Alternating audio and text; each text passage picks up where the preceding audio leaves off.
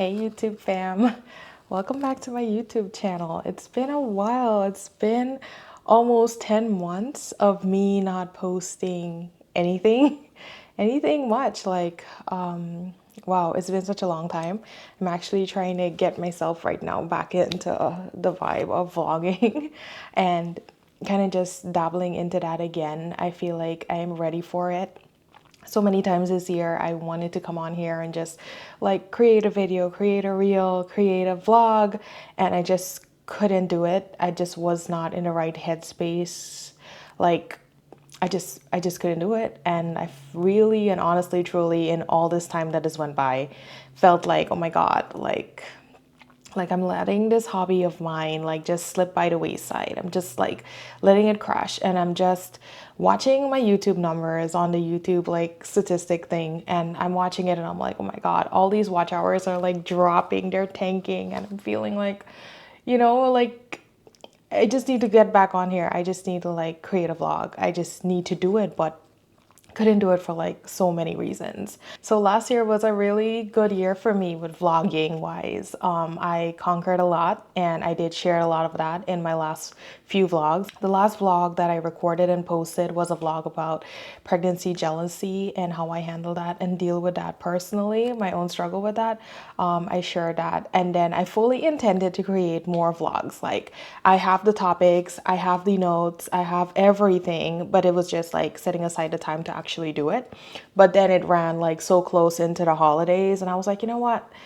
2024 was a big year. It was a lot happened in there, a lot to unpack and all of that. And I was like, let me just enjoy the holiday season, because 2025 is like a whole other ball game. Like I ended 2024 like letting everyone know like what our goals are, like what our goals were for 2025, which was to completely focus on our baby journey, focus on IVF, and like just be mentally ready for that journey. However, like 2025 just went like 2025 was nothing that I could have imagined, expected, like nothing. Like I was I fully intended to be like just focused on myself. Like nothing was gonna stop me from focusing on my goals, hitting this goal. Like nothing was gonna stop me. And then of course, like things happened, and like you just can't like ignore them. You've got to like do something about it, you know? At least for me, like I just could not ignore it. I could not like just like focus on myself and just like ignore this at all. So yeah, we did have a really good Christmas season. It was a little tough for me because I was going through like some stuff, dealing with some difficult emotions and stuff like that during the holidays. But my cousins did visit, and I enjoyed myself. I had a wonderful time with my cousins. Like we had so much fun. They arrived on Christmas Day, and we spent like 3 weeks together. Yeah. So it was me like reconnecting with my cousin, like her husband, my other two younger cousins, and her kids. It was a packed house, but it was so much fun. Like we had a great time. We enjoyed like singing, dancing, like watching movies, doing karaoke, like playing games. We introduced them to sequence, and that was like so much fun for all of us.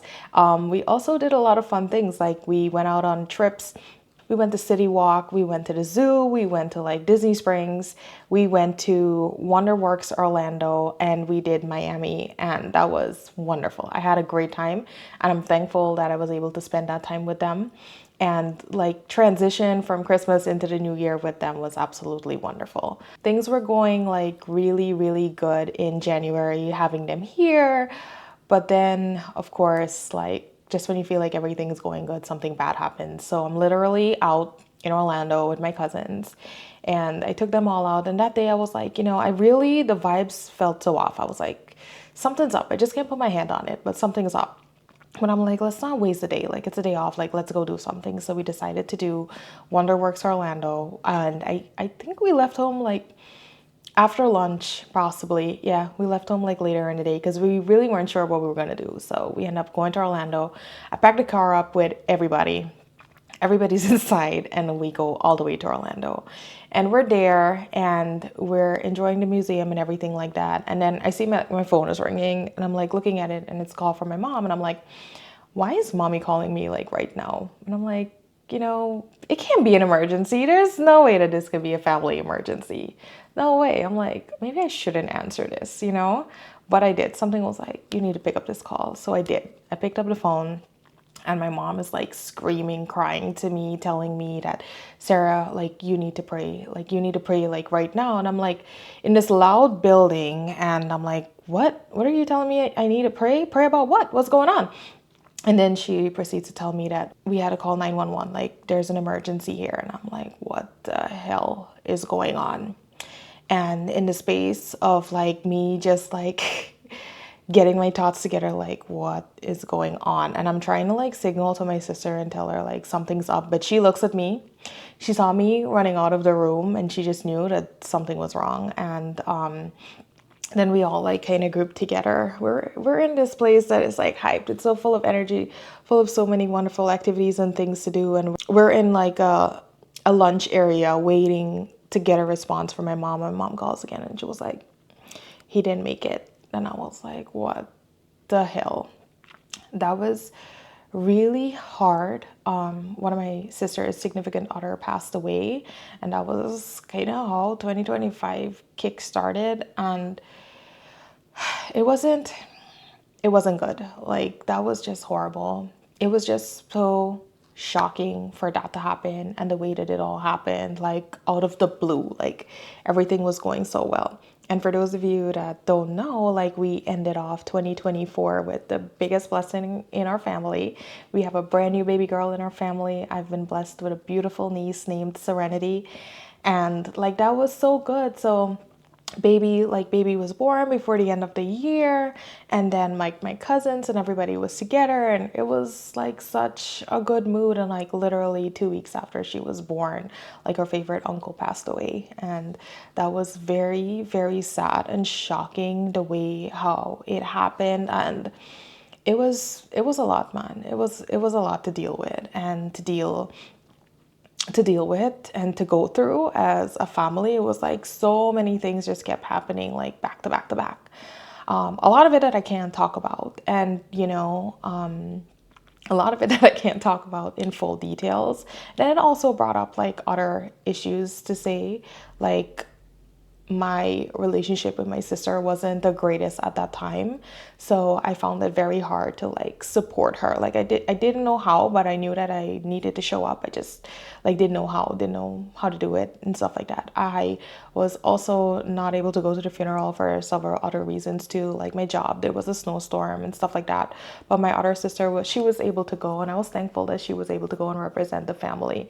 At the same time that we're like processing all of this, I'm on Facebook, and then one of my close friends that I like to say that I migrated to Florida with, because it all happened like at the same time. Her mother-in-law passed away sadly after a battle with cancer. So it was like that. And that was a lot going on then. And that immediately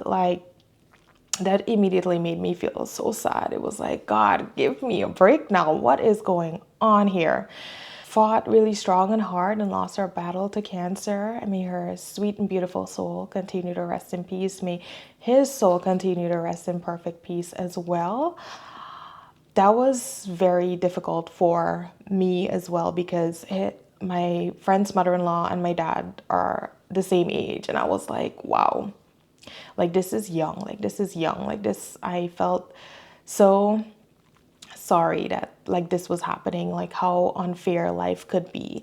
I was able to go to the funeral because that funeral was in Orlando, so we were able to like request a day off and drive up there. I wanted to be there for our friends, because I was like, man, if anything happened to like me, if it was my mom, if it was my dad, I'm sure they would be showing up.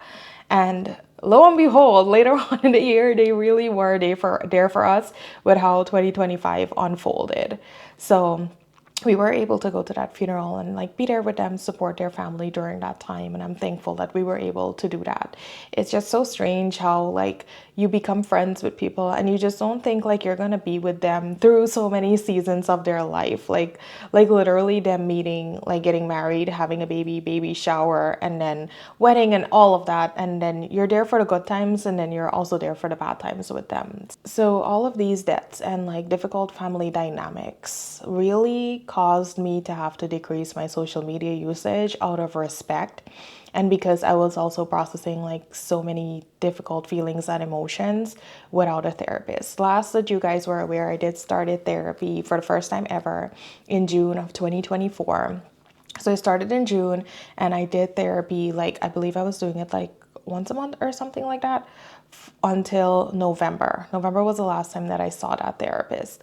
And one of my goals was to learn how to live life and work through difficult life situations without a therapist. So from November to about April in 2025, November 2024 to April of 2025, I was doing life without a therapist. And like so much happened that sent me like right back into therapy because I was like, ain't no way. The little mental capacity that I freed up with doing therapy from April 2024 to November 2024 was absolutely tanked with the way how those 5 months went, like 5 months.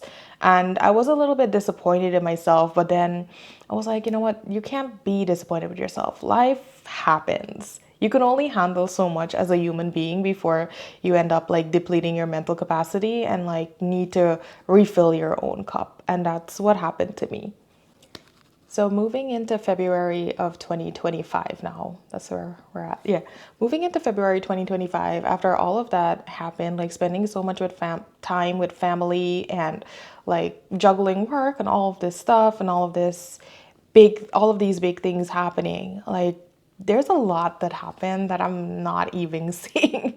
Like, I cannot even say this. Like, if you're a close friend of mine, you know. If you're my close friends on Instagram, you probably know.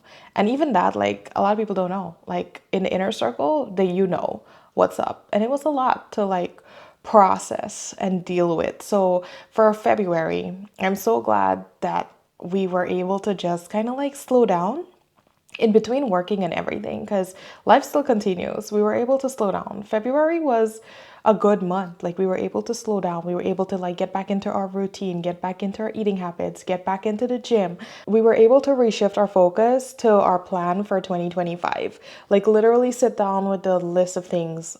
Trevor and I had to like sit down. It was like, we need to do this, this, and this, and start aligning things. One of the things that I started doing in February was aligning a lot of the stuff with our IVF clinic and also like aligning the stuff with life. Like one of the things that we needed to do was like get a new car, and it was a time specific thing, and we're like, you know what, let's not save it for the last minute, like let's get this done. So we spent February like doing research on that, test driving, and actually we were able to get a new car in February for ourselves, our family vehicle that we wanted so much. We were able to get that, and I'm glad because there was absolutely no time to do this. If we didn't do it in February, it was probably not going to happen, and it was going to be it was it was going to cost us financially, to say the least, if we were not able to do this. So I'm glad that February was peaceful enough to allow us to do these things. I also was able to like schedule out like appointments with like our IVF clinic, like go in, speak to them, talk to them, like go over the plan of care, treatment of care, things that we need to do, things that we need to change in our diet and lifestyle, do like a whole bunch of like lab and blood work. And the goal was to start doing all of this in March. Life happens. Life happens. I can look at it now and say life happens. But in the moment, I was really just trying to do my best and encourage myself. This beautiful smile that you see, this glow, this relaxation, this everything that you see right now tanked big time. It tanked big time. And I was just simply just doing my best with limited mental capacity and energy in the upcoming months. Like I keep saying in the upcoming months because it was a lot. Also, one of the things that I was able to do in February also, I wanted to really like slow down. So one of the things that my sister and I do, since we like spend so much time talking, is that like we started baking together. I channeled into her skills of being a great baker and a great cook, and I was like, teach me some of your recipes, like let me learn how to like do like baking and stuff like that. I'm always giving myself little challenges and little things that I want to perfect on or be better at before I become a mom. And one of the things was baking and like having these recipes written down. Because what I find is that I can cook, but I'm not cooking these things that often. Like I'm not baking chicken patties every week. I'm not making like pine tarts every week. I'm not making butterflaps every week. So I wanted to actually like do all of this stuff, have a trial and error phase where I'm doing all of these things, writing down my recipes and creating a little cookbook, a little personalized cookbook for myself and my kitchen. So whenever I'm like, you know what, in 2027, when I feel like I want to make this again, it'll come out just the same as it did in 2025. So we spent some time doing that and it was very meaningful. And I'm so happy because I still have a lot of those recipes written down, ready to use. So I'm thankful. So one of the last things that we were able to do at the end of February, which if I had known, I would have probably like opted to enjoy this night a little bit more. But we went to Morimoto Asia in Disney Springs in Orlando, and we were able to have a wonderful dinner there. I can't remember what was the reason. Maybe we were just celebrating like getting this new car, just wanted to go out for a fancy dinner. For some reason I just wanted to. And we did go out and it was such a wonderful evening. And we had a really good time. And like if I just knew what was about to hit us in March, I wish that night would have lasted like so much longer. Like just me getting all dressed up, just me getting all glam, just going out for dinner, just enjoying the food, the atmosphere, the vibes, everything was just so perfect. That was just so wonderful, and I'm glad that we had that. Because then we headed into March 6th in particular. And in March, a lot happened in March. This was the most traumatic, painful time in my life. And like just thinking back about it, I can look back about it and have so much light about the situation now, but like going through it all was not easy. So one of the things that I learned about in February is that my dad was not feeling well. And I'm going to try to talk about this without talking about it too much. Let's go lightly into this. So my dad was not feeling well in March, and I'm like, okay, well, he's doing all the right things. He's taking care of himself. It's gonna be a-okay, like he's always bounced back. Mind you, my parents have never been sick. My dad is 55 this year, and my mom is about 46, I want to say. 46, yeah. I have really young parents. So my parents have never been sick. They've never been hospitalized, nothing like that. My grandparents, however, they were sick, and I actually lost like all three of them in the last decade, and like that was just so hard to deal with because I lost two of my grandparents to cancer, and my last grandparent, my grandma, I lost her to respiratory failure complications, and that was so so so sad. And I've had to deal with sick grandparents, but not sick parents, and it's a whole different ballgame. It broke my heart when my grandparents were sick, and it ruined me, completely ruined me when my dad got sick.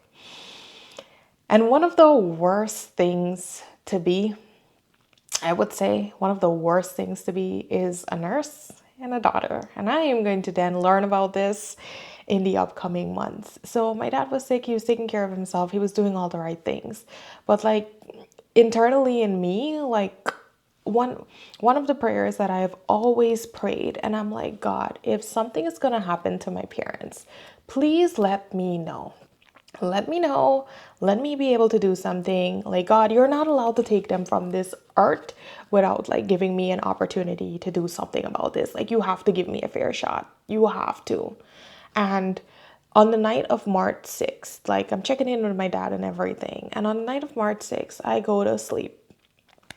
And I go to sleep and I have this dream And this dream was a warning dream. And this dream was the dream that like fueled me to like take everything seriously, like take my dad's sickness seriously, like not to play around with this. And in the dream, my sister came to me in the dream and she was like, Sarah, you don't have to worry anymore. You don't have to worry anymore because it's too late for daddy. And I'm like, in the dream, I am crying. I'm home and I'm looking at my sister and she's telling me this. And I'm like, what do you mean? It's too late. Like, and in the dream, I started like crying. I started crying in the dream because it felt like he was dead. It felt like he was dead. And I started crying in the dream, crying that I was crying in the dream in my sleep, and I woke up crying. I woke up crying and I couldn't control myself because it felt like it was real. It felt like he had died. And that was such a horrible feeling for me because I woke up crying and Trevor's next to me and he's like, what's going on? And I'm like crying, trying to tell him what's going on. And I'm like, something's gonna happen. Like something bad's gonna happen. I just can't put my finger on it, but like something's gonna happen. Like we need to watch this. Like something needs to be done. So I'm like keeping an eye on my dad like the entire weekend. This was a Thursday and I'm like keeping an eye on him. And of course, that night that I was having this dream, and this was like between like 2 and 3 a.m., he was rolling around in so much pain. The next day he went to the doctor and like things was getting worse. And I'm like looking and I'm like talking to him and like, Daddy, like we're just watching this for over the weekend. Like you cannot, like, I know that you're doing everything within your will and power to like keep yourself going, but like by Monday, like I need to know like what's going on, like what are you doing, because I don't want to like keep seeing you suffer. I can't like just sit around here and know that you're suffering and just not like do anything, you know. So take a deep breath. So the entire weekend, I'm at work and I'm like, oh God, what should I do? What should I do? How do I know what is the right thing to do? And stuff like that. So I ran into this doctor and I was like, oh my God, like if I could just talk to her, if I could just talk to her, God, like just let me be able to talk to her. And I was able to talk to her. Like she was sitting down and I stopped her and like I let her know what was going on, and I'm like crying and I'm like, and she was like, you need to do X, Y, and Z. And I'm like, there's no way I can do X, Y, and Z. Like it's not possible for me to have this be done like back home for him. I'm looking at her, and as my nurse instincts are like going off in my head, like sepsis, sepsis, sepsis. If you know me and if you work with me, I am one of the sepsis hero at my job. We have a sepsis protocol criteria where once you identify the early indicators of sepsis, like you need to get the bundle started, you need to get the antibiotics, all of this stuff going within the hour. Identify it, and early treatment and prevention will save lives. And I'm looking at my dad and I'm like, if he's feeling like this today, and by the end of the week, we don't have that much time. Like before he goes into sepsis and septic shock, like something was telling me in my gut that he wouldn't be able to handle it. He wouldn't be able to recover from it. And that was a feeling that like fueled me making the rapid decision that I made. I took the most extreme measure when it came to like saving my dad's life. The most extreme measure. I calculated the risks and I was like, I'm gonna have to take this risk. Like, I don't know how it's gonna work out, but I was like, I literally remember myself saying to God, God, use me and let me do it. Like I am going to run. I am going to be on the ground running, God.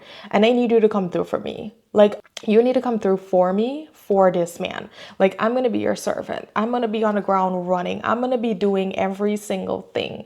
But I need you to unlock doors. I need you to make a way where there seems to be no way. I need you to make it possible for me.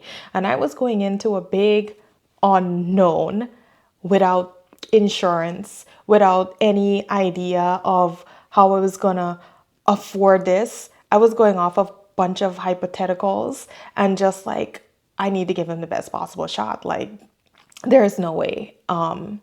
So we did. By March 12th, I was able to get my dad up here for emergency medical treatment. And I am so thankful. It was so stressful.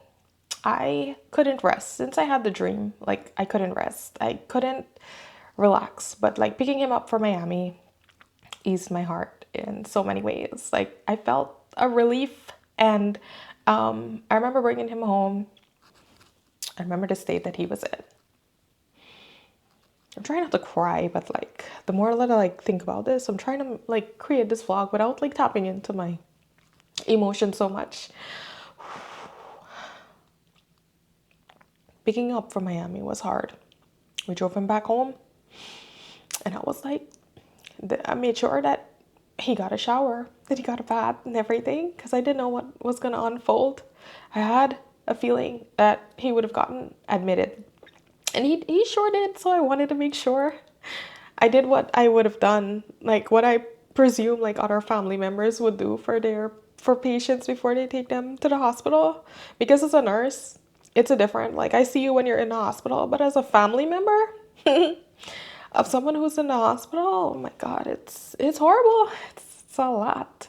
It's a lot that goes on behind the scenes that you don't see. And I have like so much more love, compassion, and respect for like the patients and then the family behind them. The one that shows up, the one that's there, the one that's there for hours a day, the one that shows up first thing in the morning, the one that's there at night, the one that's there trying to make sure that that little unnecessary thing that they need, they have. God.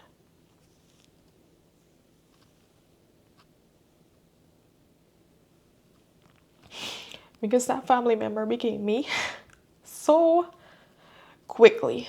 I remember that night I came home, we showered him and everything, made sure he had something to eat because I was like, I don't know how this is gonna go, but like, let's go. Like that same night, took him to the emergency room. It was the longest night in the emergency room.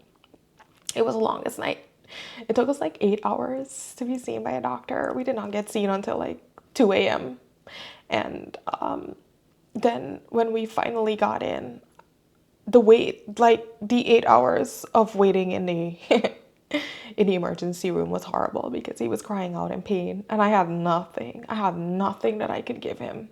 Nothing more than Tylenol. And I'm in there crying, begging them, like, can you like triage him in faster? Like, can you guys like see him? And they were like, no, like it's a busy night. And I almost like regretted like not calling 911 to like take him to the emergency room. Like, why didn't I do this? But this is the first time I've ever been in a situation like this. And I didn't know, but I did my absolute best. And one thing for sure, I was there. I showed up and I did. I went into fear of the unknown. There was so much unknown I did not know about. And I just followed my instinct, you know? And one of the things that I did a lot, I always do, and that is to just trust and follow your instincts and make sure that those instincts are being led by God.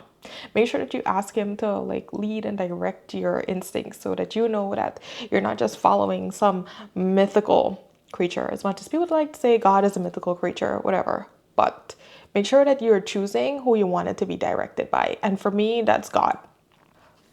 That night in the emergency room was so long, so hard. It was so cold, and he's not used to the cold. He's used to a tropical climate, man. I was doing everything possible. And then also wanting to sleep so badly because I worked that entire weekend. I barely slept that night. I literally like stayed up like till 2 a.m. the night before, like cleaning the house, prepping the house, making sure we had groceries, all of this stuff. Like I didn't know what I was gonna need, but I did it all. And then we woke up like 8 a.m. that morning to like no, we were up like 6 that morning, 6 or 7 that morning to like go drive down to Miami, drive 3 hours to Miami, like pick him up, drive 3 hours back home, shower, go to the emergency room, and did not get seen by a doctor till like 2 a.m. When we got seen by the doctor, they started to take everything seriously. They listened to everything and they started rapidly treating him. And that's when things calmed down for me. I'm like, okay, they are taking me seriously. They are taking care of him. They're doing everything as a nurse like that I would be doing. They're doing it and they're doing so much more. And I was so grateful. One of my biggest fear in this whole thing is that they would say, oh no, we can't treat you. We can't treat you. And I felt like at one point in that emergency room, waiting those 8 hours, I was like, oh, they just have us here. They're not gonna take care of him. They're just gonna deny him medical treatment. And I would have wasted my entire time like doing this, and I would have like made him come all this way in vain. But he did not. he did not come all this way in vain, because they did treat him. They did take all of this seriously. And then we like learned so much that we did not know. Then the dream started to make so much sense to me, as in why I had the dream and why it says that like he wouldn't have made it, because them starting to treat one issue opened up a whole other can of worm diagnosis. And I was like, what the hell? I always wanted to know, you know, I always wanted to know. And now I know. And finding out was like so hard. It's not nothing detrimental to say like cancer, but it was just like it was tough finding out, and then finding out why it could have like really gone south if I didn't take this seriously. And the whole time I'm like, thank God I took this seriously. Like these things needs to be taken seriously. And that made me like even more super protective of my dad, because knowing all of this and knowing what it meant as a nurse, and like wanting to respect his wishes and everything, but like knowing all of this, I was it was tough for me. It was an internal battle of nurse Sarah versus daughter Sarah every single day. And that almost felt like the worst combination of things, but it was the best combination of things at the same time. That was the start of an intense 3 months of emergency room, hospital admissions, emergency surgeries, back to back emergency surgeries, so many IV antibiotics, so many testing, so many MRIs, so many CTs, so many lab work, so many scans, so many things. Intense. Adding into the diagnosis, adding into like all of the risk and stuff like that. And seeing my dad in his most vulnerable state, and knowing that as a child, like I'm stepping up and I'm thinking for him. It's one thing when you have a parent who has always like led you in so many ways, and to see them vulnerable and to know that you're the adult now, you're the one that's leading. It's hard, but I did it. And a lot of the time it was so hard for him, and it was so hard for me, because I was working full time. I was running on little sleep. Sometimes I won't sleep till like 12, 1. Sometimes I can't sleep because I'm wondering if he's sleeping, if he's okay, if he has everything that he needs, and stuff like that. It was so hard, but I did it. I did it tired. I did it scared. I did it. I did it not knowing how I would do it. All I did was just like do. Just do. Just keep showing up. And keep showing up good. Keep planning ahead. Keep jumping roadblocks.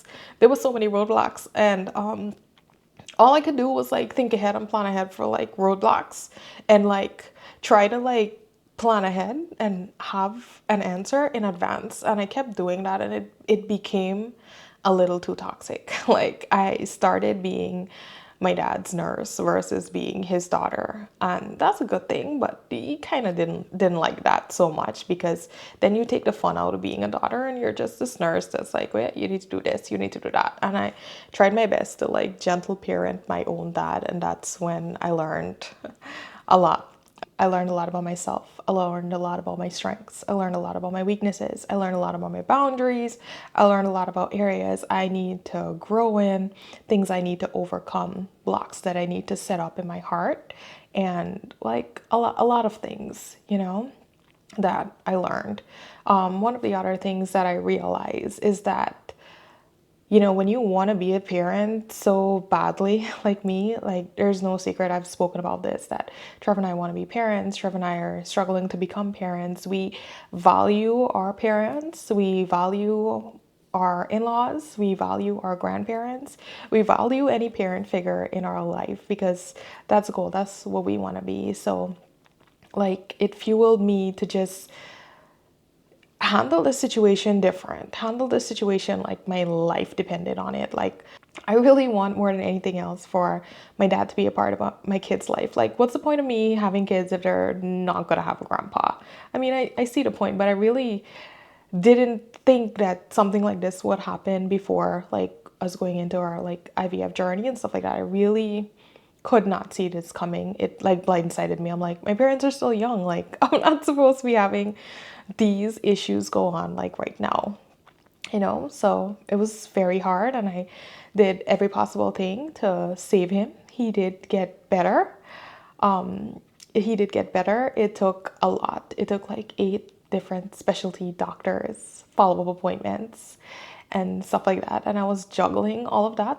Sometimes I would do like 2 or 3 a week just to make sure that he got better as fast as he could. And also, one of the reasons why I wanted to do that is because I knew the goal that I had for myself in 2025. I knew that we wanted to proceed with our fertility treatments and stuff like that. And I was like, at least if I spend the first half of the year like focusing on him, getting him better and stuff like that, then I can spend the next half of the year focusing on myself and our IVF journey and stuff like that. And during the entire process of like my dad being sick and all the drama and me being mentally maxed out, and then me almost becoming a certified crash out on Facebook, not my proudest moment, but almost becoming a certified crash out, man, that was the point where I knew that I needed to get myself back in therapy. Like, I need to get back into therapy.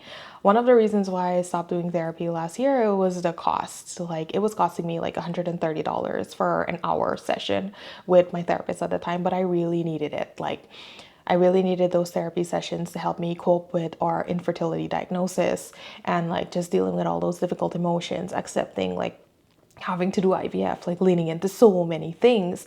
And that helped me so much. But I literally I was like, I can't afford this.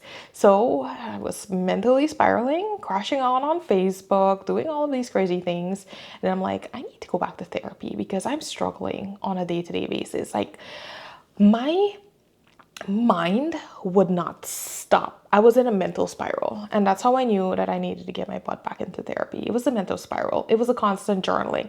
It was the amount of entries that I made into my notes app. Like, my most used app back in April was my notes app, because all I would do is just go in there and crash out in there. And then it started leaking into other areas, and I started leaking into so many other people's lives. Like, the people that were showing up to support me, it was just like, it was horrible. So I needed to learn how to cope with this. Also, I needed to like learn how to like let my dad go after finding out all that is going on with him and how bad things could get, and living through that with him. Like, I needed to learn how to let go of him and let him live his life and live my own life, which was the hardest thing for me to do. It felt impossible, but I started therapy like a month before he went back home. I started the end of April, I believe the week before my anniversary. We even were celebrating like our 8th wedding anniversary during that time. I think I started the week before that. And I'm glad that I did, because I was able to like calm down, simmer down, start processing my emotions and feelings and stuff like that appropriately, effectively. You know, talking to people helps. Talking to everyone, having a great supportive community, but having a therapist that will literally help you conquer your demons. It's literally like having a one-on-one with Jesus. But this time you're not wondering if you're hearing his voice, like you're hearing someone's voice, someone's responding to you, you know? So that helped me a lot, because I was able to like actually like leave my dad for a little bit and like get away for the weekend. Trevor and I were able to like get away and like do something, because I could not leave him, and I did. And I stepped away and I felt okay doing that. We were able to have a wonderful time just relaxing. I needed the relaxation. I needed to unwind because I was so caught up doing so much. I was burnt out emotionally, burnt out mentally, burnt out with work, burnt out with every single thing that I was going through that time and all that was going on. I like just needed to like calm down. So that weekend was so wonderful. Like, we just chilled in the hotel. We stayed at Gaylord Palms for the weekend. I got opportunities to just like dress up, get glam, do my hair, makeup, get ready, wear a cute outfit, and just like enjoy the weekend, just be away, just chill, just watch a movie, just like laze around in the lazy river that they have, just eat a wonderful dinner, like a full course meal, glam.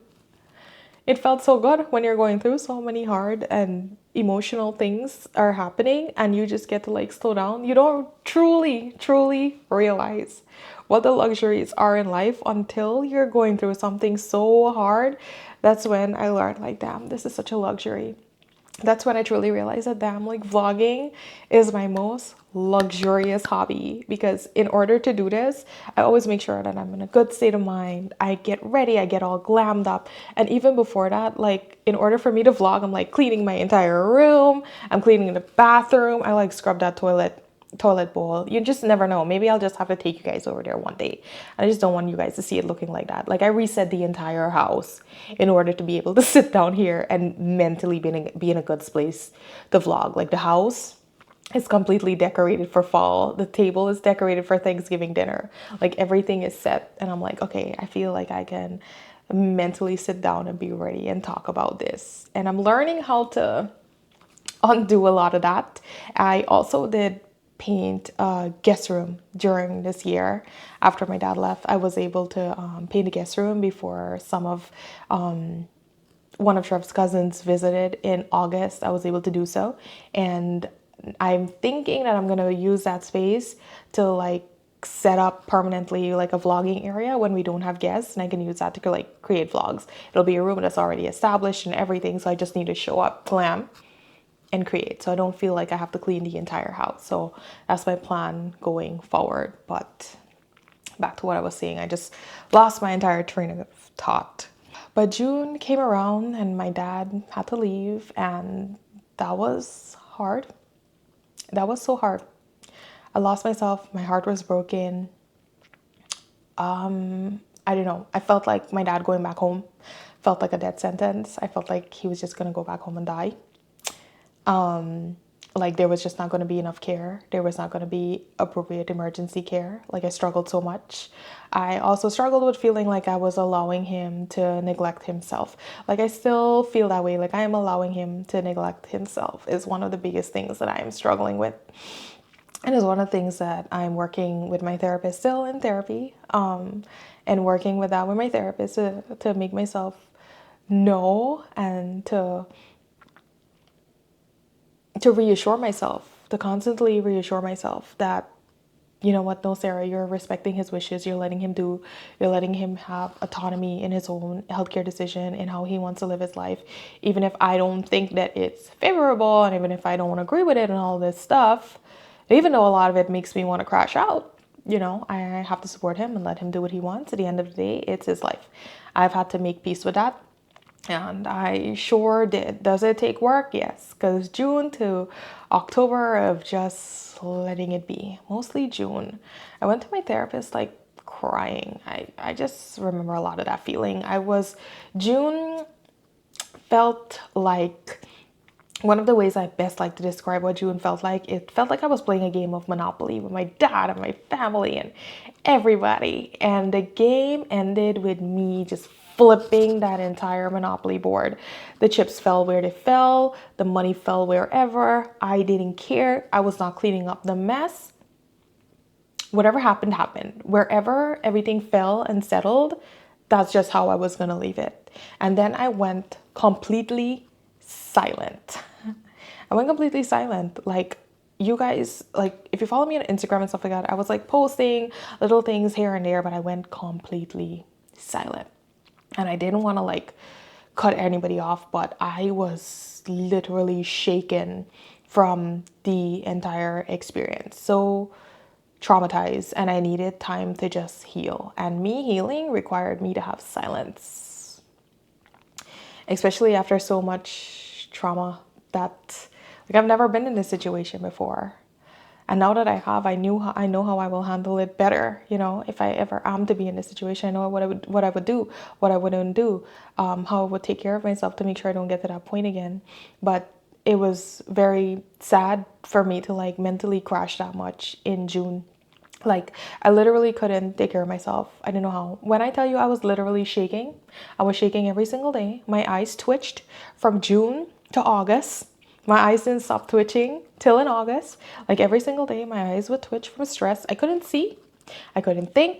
I was still in a mental spiral about so many things. Like I had to wake up every single day and like stop myself, stop my thoughts from running in this direction. I had to reinforce so many negative thoughts into positive one, like weekly going to therapy, mentally decluttering what had happened during that week and freeing up mental capacity for the next week and preparing myself, learning how to do so many little things again. Like my goals became so simple for myself. And I can't believe it got to that point. I'm glad that I used tools like therapy, and I was literally rapidly falling into a depression, literally. But this time around, I had all the right tools and everything, but I went so close to it. And I felt so horrible because, like I said earlier, I wanted the last half of the year to just like focus on IVF and focus on what we needed to do. And I needed to free up like mental capacity, and like I needed to have emotional endurance for myself, for my own life. And I didn't have that because I poured so much of it out. And you can't blame me per se. It's not like I used up a lot of my emotional endurance and mental capacity for something stupid. Like this was literally a life crisis. Somebody could have died. And I stopped my life, a luxury dream of IVF and creating a family, to prevent somebody from dying. And I did that. I executed that at a cost to my own self. But it was worth it. He's alive.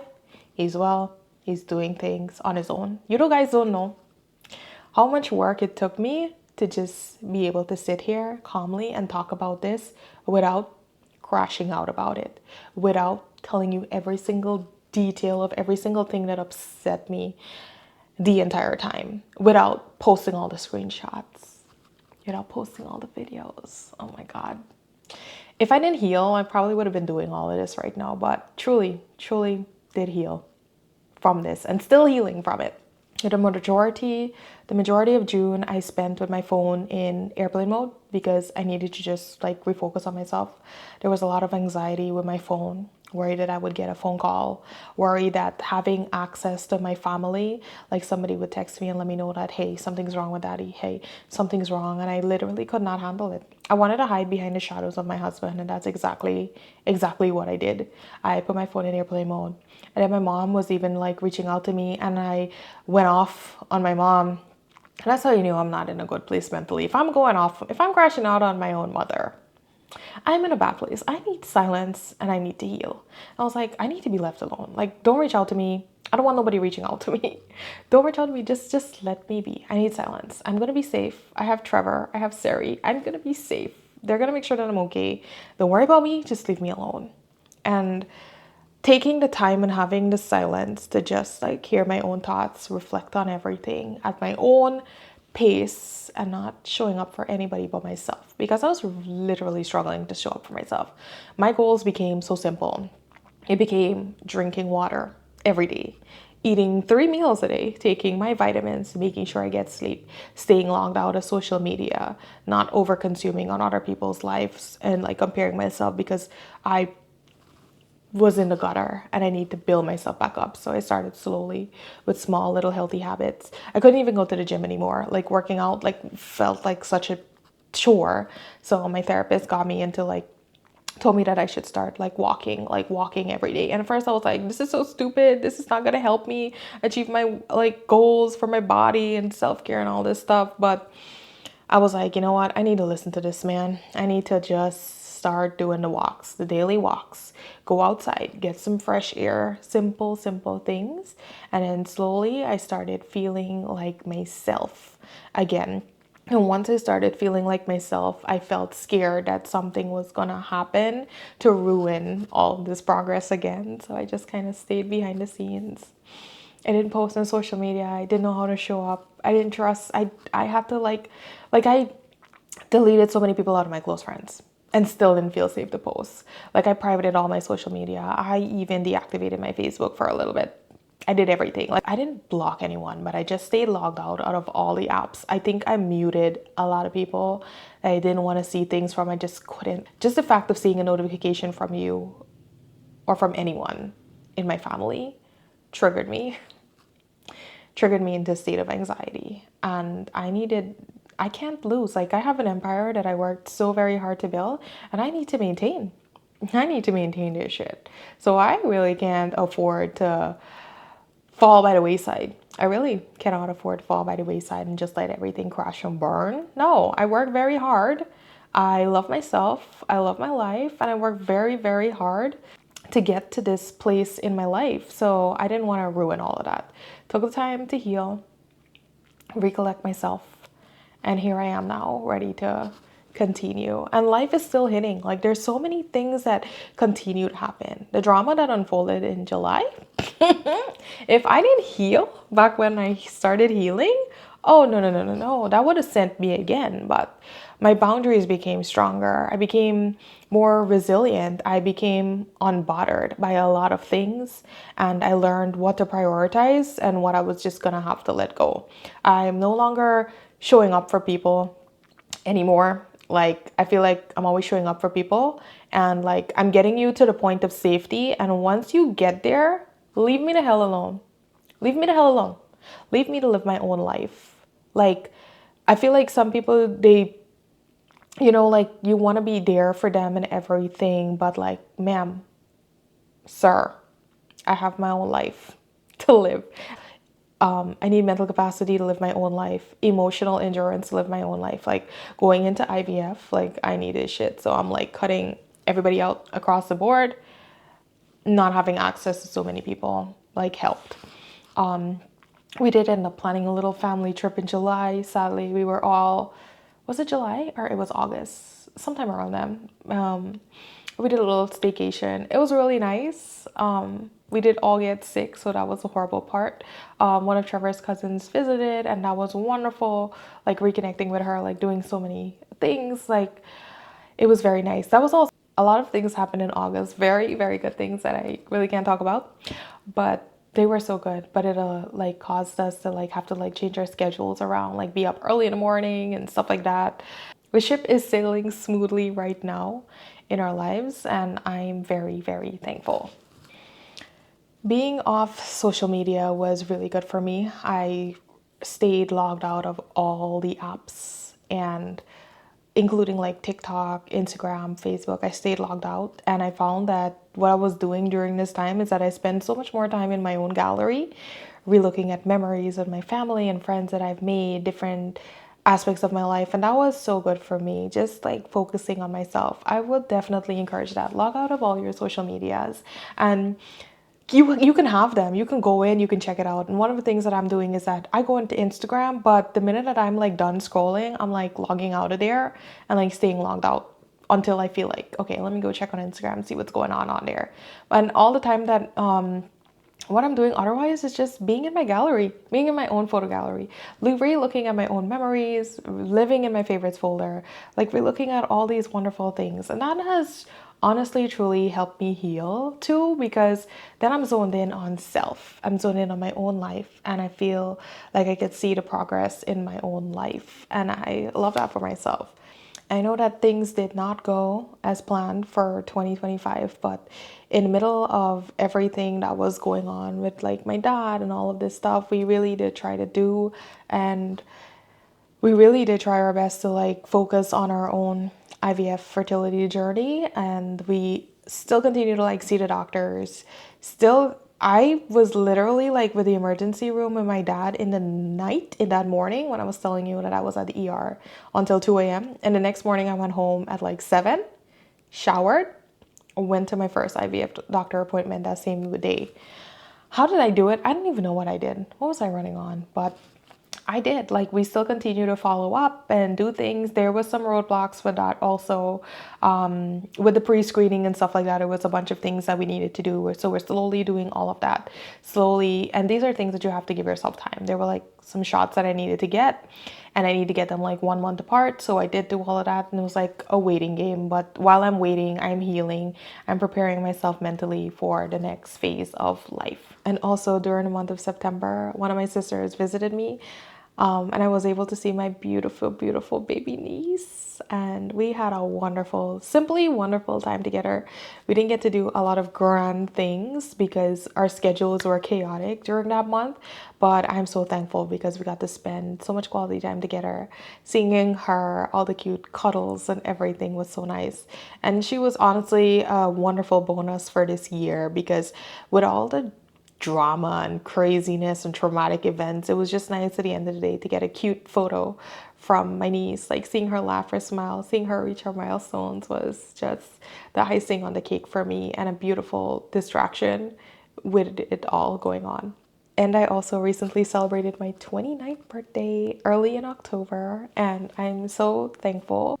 I'm so thankful for life and thankful for everything. I'm also so proud of me for navigating so many difficult things and bouncing back.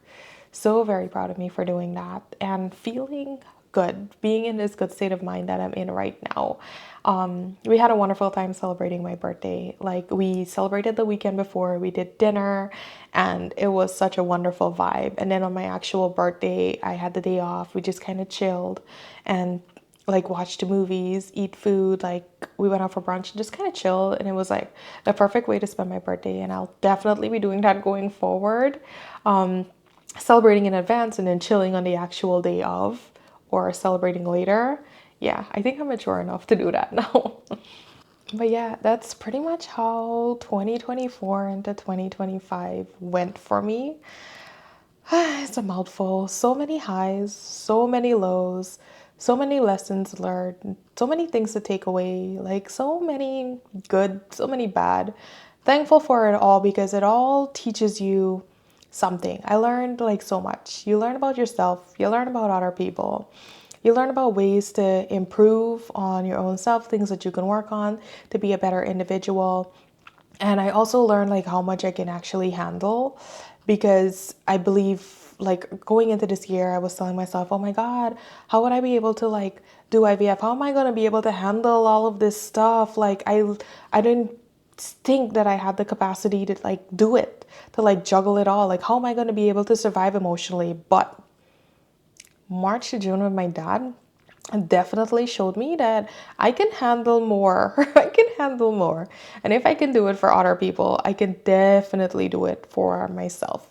I can definitely do it. So now I'm going into like this whole process whenever it does happen, just slowly going into all of that, like knowing and feeling encouraged by this that whole season of life that I can do this. Like I can take on more. Like I can do it. I can survive. I can bounce back. I can do it. I'm just gonna pace myself.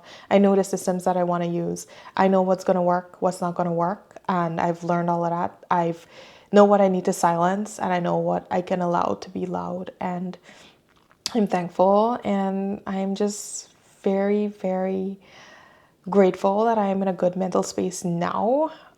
That I didn't lose myself in 2025 because it sure felt like I was going to lose myself in 2025. And I'm just glad. I'm trying to get back into my social media journey. I'm trying to get back into like doing the reels and stuff like that. And I want to, but it's kind of like it all seems so unnecessary. Like when big things happen in life, you're like, who wants to talk about makeup when people are going through real life shit that they just want to talk about. They just want to know that they're not the only one going through like real life shit. They're not the only one struggling. They're not the only one like falling behind and then picking themselves back up, dusting themselves off like nothing happened. Like people want to see and hear from real people that are going through real things in life and like overcoming them. They want to feel encouraged because this life is not easy. And if it's one thing I've learned and one thing that I told myself is dust yourself off real quick. Dust yourself off real quick before the next bullshit comes around. Like in adulthood, like that's what it feels like. Like you're praying, you're doing all the right things, but you need to dust yourself off real quick and be ready because something else is around the corner. It like always is. And just enjoy life while you can. Enjoy life while things are good. Like right about now, things are good. Things are happy. I'm going to enjoy it. I'm going to max it out and absolutely enjoy it. Soak it all up while I can because life is full of, good times and bad times, good seasons and bad seasons, and enjoy the good while you can. It doesn't need to be grand or anything like that, but just enjoy it. Enjoy your life just the way it is. Be thankful for whatever, because it could be worse. Or when you experience worse, then you're like, damn, I really did have it good. I really did have a life of luxury, and I just didn't know. And now I'm like, yeah, I really am that girl that had that like had all the time in the world to just sit down and like create vlogs, like get all pretty, get all dolled up, be in a good mental space, and then just come on here and like vlog. So I'm thankful that I could do this today. I'm glad that I blocked out the time. Like, this is definitely a luxurious hobby of mine, but I'm thankful that I was able to like block out some time and do this. I found myself like, I knew that I needed to vlog. I knew that I needed to say something, but I just didn't trust myself earlier in the year that I was healed enough to come on here and do this. But I'm thankful that I was able to do this, and I'm proud of me for doing it and not crashing out on here. After everything that has happened, I could look at myself in a mirror and I can be happy with the person that I am, good and bad, all of my actions and everything, learning, growing, thriving, but I could live with myself and live with the person that I am. And that is something to be thankful and grateful for. So I am looking forward to blocking out more time and creating content if life permits. God willing is what I should be saying. God willing that life permits me to be able to have this time capsule. God willing that I can be able to like sit down, get all glammed up and like create vlogs, talk about stuff, because I do have like 2 vlogs that I wanted to just sit down, topics that I had that I wanted to talk about, but the early part of 2025 did not permit me to do so. But I'm gonna hope that the end, maybe I could schedule in some time to do this and also edit it. So yeah, thank you guys for watching this video. And thank you for everyone who has been there for me throughout 2025. I want to thank my husband so much for being there for me, and my sisters, my aunts, my uncles, my in-laws. Can't forget my in-laws, and my co-workers, man, my Bible study friends. Like, everybody has been there for me. Like, you guys have been a wonderful, wonderful support system. I am thankful. I am blessed to be able to have such a wonderful support system to go through the highs and lows of life with. Like, so many people reached out to me. So many people were there for me. So many people were encouraging me, praying with me, supporting me. And I am so thankful for it. And thankful that I have all of you in my life to be a part of my life's journey. It's highs and it's lows. So thank you guys for watching. I hope you guys enjoyed this vlog. I hope I can vlog some more. Don't forget to give this video a like. Don't forget to leave a wonderful comment. Don't forget to share, and definitely subscribe to my channel to support my growth journey. Bye for now. Love ya. Mwah.